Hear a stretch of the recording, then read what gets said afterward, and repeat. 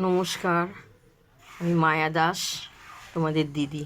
তো দেখো, এইটুকু আমার ময়দা মাখা আছে। তো ময়দাতে কি কি দেওয়া ছিল তোমরা তো জানোই।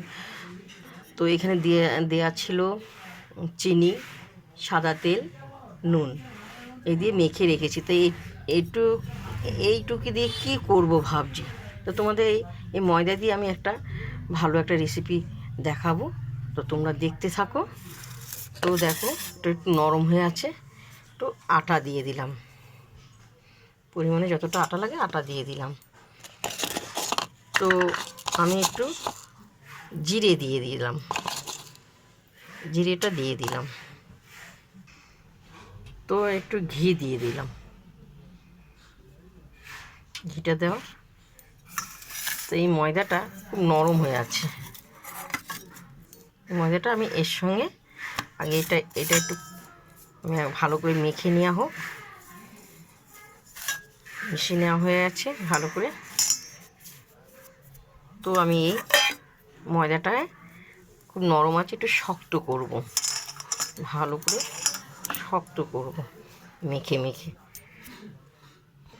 তো দেখো, এটা ভালো করে মেখে আমি আধ ঘন্টা রেখে দেবো। দেখো,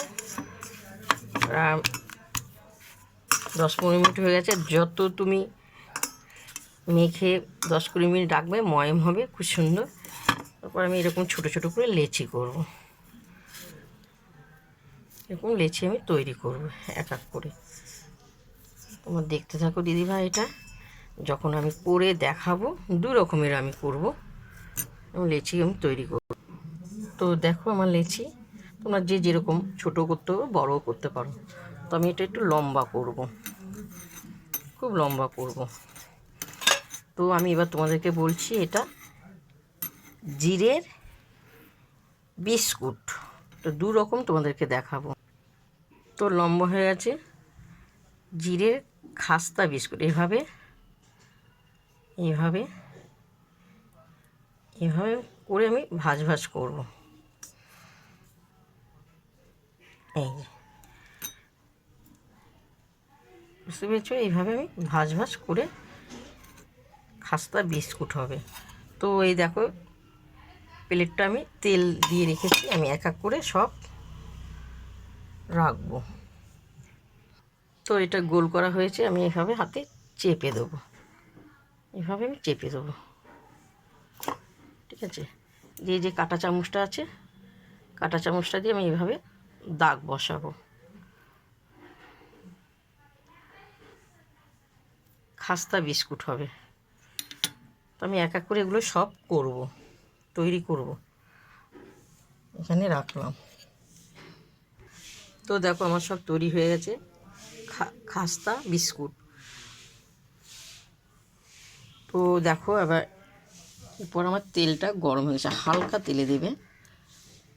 আমি এক করে ছাড়বো। তো তোমরা যদি ময়দা আটা দুটো একসঙ্গে করে খেতে পারো, বা শুধু আটা দিয়ে করে খেতে পারো, খুব ভালো লাগবে।